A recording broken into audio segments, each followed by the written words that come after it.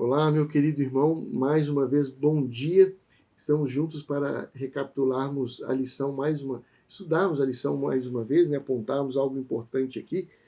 Hoje é dia 26 de dezembro, primeiro dia útil depois do feriado. Se você acordou cedo para trabalhar, que Deus te acompanhe. Se você, como eu, está de férias na casa da família, que Deus te acompanhe também para tolerar, né? Saber lidar com paciência aí com os muitos sobrinhos, a sogra, o sogro. Que Deus te abençoe ricamente. A lição de hoje, 26 de dezembro, fala a crise final.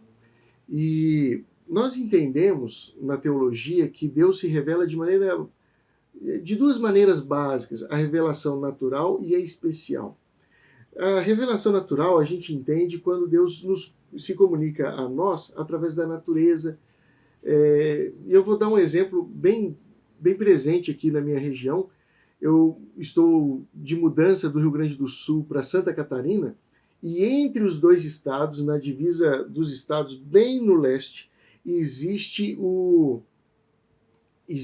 os quênios. No município de Cambará, ao longo da fronteira ali, tem os quênios.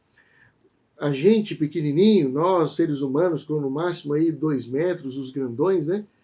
Nós nos impressionamos com a profundidade daqueles quênios. A gente vê o tamanho do Deus que criou aquilo tudo. Quando a gente olha para o céu, a gente vê o tamanho do nosso Deus. Então, a revelação natural é Deus se comunicando conosco através, basicamente, da natureza. E a revelação especial é Deus se comunicando conosco através da Bíblia, Jesus Cristo, o Espírito Santo nos impressionando.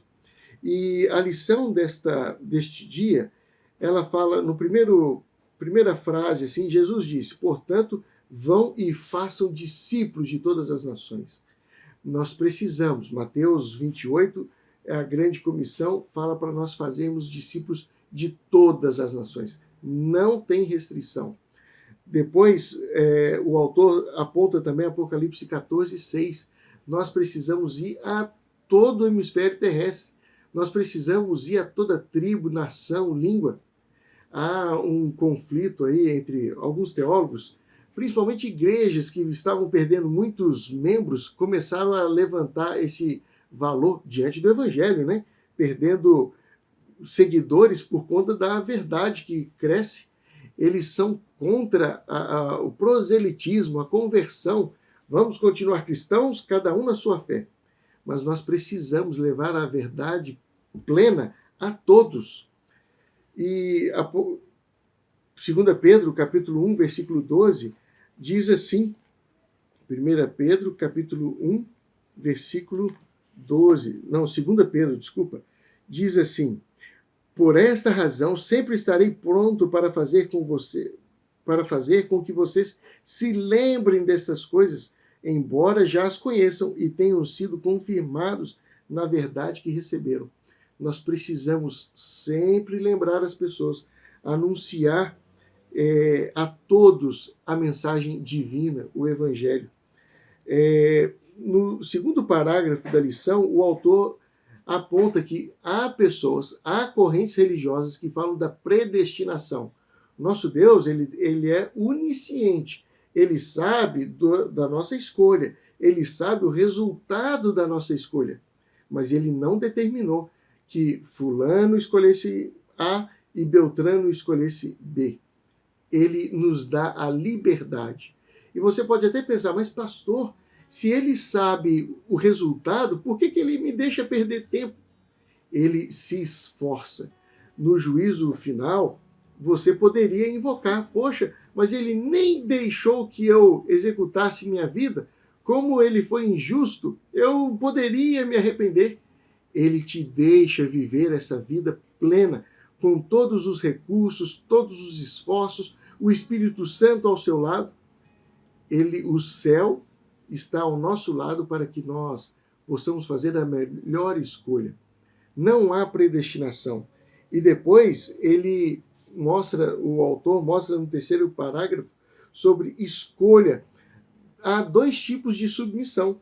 Submissão à autoridade de Satanás, e o autor sugere aqui por meio de instituições, religiosas, instituições políticas, e eu vou colocar aqui também, às vezes nós demonstramos submissão a Satanás por meio de submissão a líderes, líderes que dizem pseudo-verdades, dizem mentiras, e eles falam que essas mentiras estão alinhadas com a palavra de Deus.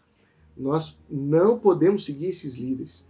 Também eu coloquei aqui uma observação na minha lição de pessoas que se submetem à autoridade de Satanás por meio de filosofias. Nós vivemos um período no Brasil onde se fala de amor, um amor efêmero, um amor desconstruído. Em nome desse amor, as pessoas toleram o pecador e nós precisamos tolerar o pecador, mas não o pecado, né? As pessoas toleram o pecador e o pecado. Pecadores que decidem continuar vivendo a vida de pecado.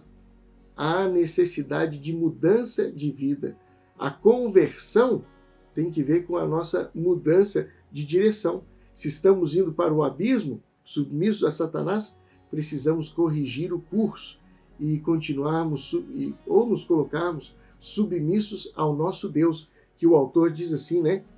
Ou submeterem plenamente a Jesus Cristo e têm a fé manifestada por guardarem os mandamentos de Deus. Não existe submissão a Satanás sendo fiel ao nosso Deus, né? E ele também fala de evidências de Deus. Lembra que eu comecei falando da revelação natural? Nós vemos evidências de Deus na natureza. Um índio que não pôde abrir a Bíblia, ele vê evidências de Deus na regularidade da cheia, da chuva, da seca. Mas quando ele pede o índiozinho lá, o seu filho querido, ele não tem a esperança que nós temos da breve volta de Cristo, da eternidade, da ressurreição dos nossos queridos mortos. A revelação de Deus na natureza, como Romanos aponta, né?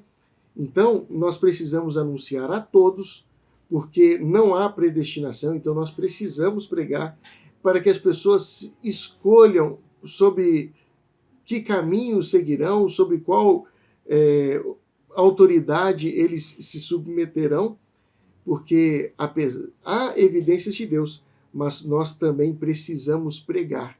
E o autor, ele conclui a lição de terça-feira, falando sobre o fim ou a anulação da liberdade de consciência. O Brasil vive um período difícil, onde nossa consciência, nossa liberdade de adoração, culto e livre manifestação tem sido atacada. Não podemos falar que somos perseguidos ainda, né? Mas na crise final, o inimigo tentará fazer com que as pessoas se associem cada vez mais à sua pseudo-verdade, às suas mentiras. E o servir ao nosso Deus será cada vez mais dificultado. E o grande problema, como eu disse, né, há filosofias satânicas que nos confundem entre verdade e mentira. Ela parece ser soft, suave demais, e muitos se perdem nisso. Nós precisamos alertar as pessoas dessa crise final.